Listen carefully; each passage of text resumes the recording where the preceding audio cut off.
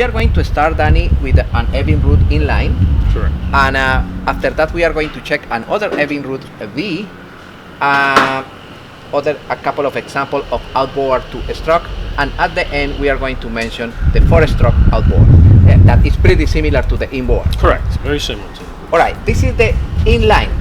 In this one, so the inline model, what it does is it has an oil tank built on the engine compared to the V models, which has an oil tank external. yeah, I remember. Right. So then this one here, the oil pump is actually soaked in the tank. In the tank. And if you look here, the oil lines distributes the oil in all different locations specified for the oil pump. Okay, the next one will be the V model. The V model, which I'm going to show you on the picture above, that has an oil pump separate. And then what happens is the same concept. The oil is coming from the oil tank to the pump, and it has the same hose system, and it goes to the specific areas on the block to lubricate the same way this is doing on the inline. This is the explanation that we are going to do right now. We have the perfect example, the V. This is the V model. And exactly. And we are going to continue with the lubrication system on that engine. Where are the ports? Where is the oil coming in? So if you notice on the side of the engine, you have these oil lines. Those oil lines. Right. You have the oil lines, and you have the oil lines up here. On this side, it's hard to see, but if you come on this side, you can see where the oil lines go in. All the specific areas. Those plugs are for the oil coming in. Right. In this and moment. Here's the oil lines right here. See? Okay. Okay. The oil enter over there because the oil is coming from the pump. Yeah, and it's the oil. Now this, if you notice here, this is the feed to the fuel, and then you have the feed for the oil. This is the mixer. This is the mixer. Well, it doesn't mix. Like I said, this is the lift pump for the high pressure. Okay, the lift feeds to the high pressure, and then this line goes to the oil tank. That's the external oil tank. But you say that this is fuel. This is fuel because this is what's drawn by the lift pump to supply the high pressure. Okay. And this is the oil pump, and the oil pump has a filter. It comes from the oil tank in the boat, rides in here. There's a sensor here that detects oil flow. So if there's an oil flow problem, what happens is it sounds off an alarm. It's just a sensor. And then the oil is distributed to each individual areas from the distribution. This is the distribution.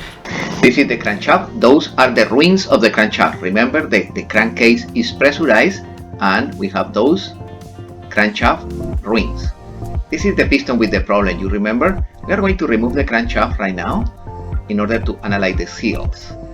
But before of that, we are going to check. This is the piston with problems. Those are the parts of the bearing that were destroyed and entered in the combustion chamber. This is the bearing in good condition, but those pieces of metal, those needles were destroyed, entered in the combustion chamber through the intake port and destroyed the piston and the head.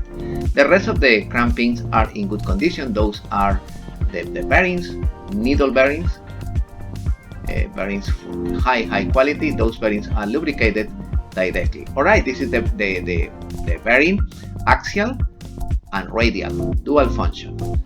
Danny, Glenn explained to us about the oil pump and how the oil pump entered in the mixer, and after that what happened with the oil mixed with the fuel in the crankcase. What about this oil pump? Is this oil pump is different like this? Yes, this one is a mechanical and this is an electrical. This is electrical. Right. Okay, but depend on the model, you have this or this? Yes, depending on the model. The Mercury uses a lot, Suzuki uses it a lot. Mechanical. All right. And what about this? And this is the E-Tech one that we saw earlier in the other videos. That it goes, each hose goes into the individual areas for the crankcase to lubricate the specific parts. Okay, let me explain. You have one input of oil. Input. And you have different outputs. Each output in a different place of the crankcase for an individual cylinder. Correct. Oh, nice. Like a distributor. It's like a distributor for the oil. Then you have another distributor that this falls to that distributes on the other side of the block. Oh, nice. In other words, with this element, you be 100% sure that all the block have oil. Right, because the gas and oil never really mix until they hit the combustion chamber. It's common that I have a problem in cylinder number 2, lack of lubrication, and you found that one of those hoses broken or something like this? Absolutely. And that's very common because these do rot out over a period of time. They should when you do your maintenance. This is one of the things you need to check. Okay, now we are ready to analyze the engine. What Yes. happened when the oil enter in the engine? So when the oil is coming from the tank that's in the boat comes to the sub tank.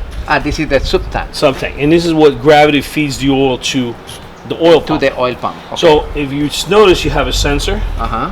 and you have a bleeder. The bleeder. So okay. you know how that works is so when you run the engine and this is empty, you open this cap. As it runs, it'll fill up because it's got pressure from the oil tank. Correct. Filling this up, and once it bleeds out, you close it up. Now you have all the air out of the system. And now important. it gravity feeds, and you'll see there's a line that feeds down to the bottom. It's kind of hard to see because we don't have the cover off, and it feeds to a pump. It's gravity fed. Okay. And so what happens is what it does is it mixes the oil with the gas In this mixer. in this mixer. Correct. Okay, and how is the process? So, excuse me, the injection pump will inject those lines that come in. It'll feed the oil in here, Uh-huh. and what happens? You have the fuel in there, and obviously it's mixing. Fuel and oil mixed. This Right. is different This is different. because in this particular engine, the fuel and the gasoline Are mixed together. mix together and enter through the injector. Right. Mix it. And in this particular case, they only want you to use synthetic oil. If you do not, what people don't understand is when you use cheap oil, there's a lot of ash in it.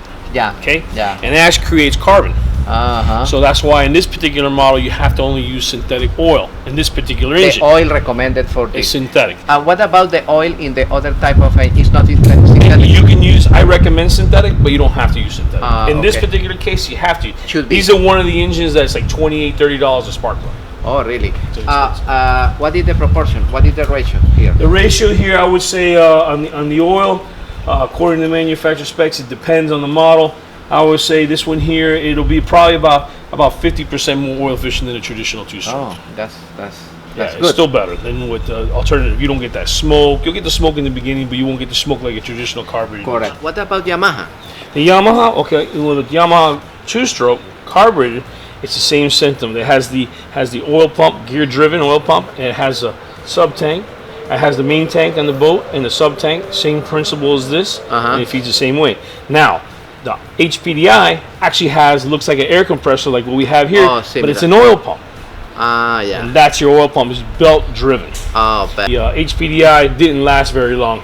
They had a lot of failures, and that pump was like $1,600. So every time it broke, it was super expensive. It's expensive, no? Very expensive. Expensive. That dry shaft move the oil pump, and the oil pump suction the oil. This is the strainer.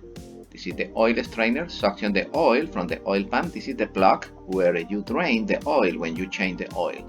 That's the strainer, and the oil enter over there and enter into the block.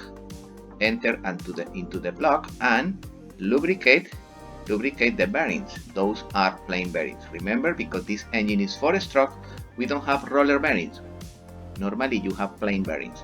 Those plain bearings are located in the journals of the crankshaft and on the crank pins. In the journals and on the crank pins, those are the journals on the crankcase, and those are the cavities where the oil lubricate the crankshaft, similar to the explanation that I did in the diesel class. Okay. So I'm gonna explain a couple things on how that works. So this one here will consume the oil a little bit, but very little, so you have to do oil changes.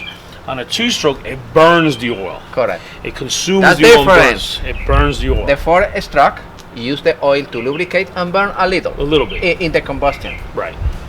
The 4-stroke, the 2-stroke burns oil constantly. Constantly. That's different. It consumes the oil. And consume the oil. Right. This one no. No, this one recycles oil. Correct. Just like your diesel, like your gasoline, just Exactly. like your car. Yeah, you need, every 3,000 miles or every 500 hours, every 100 hours, you have to do flush it. the oil. Right. All right.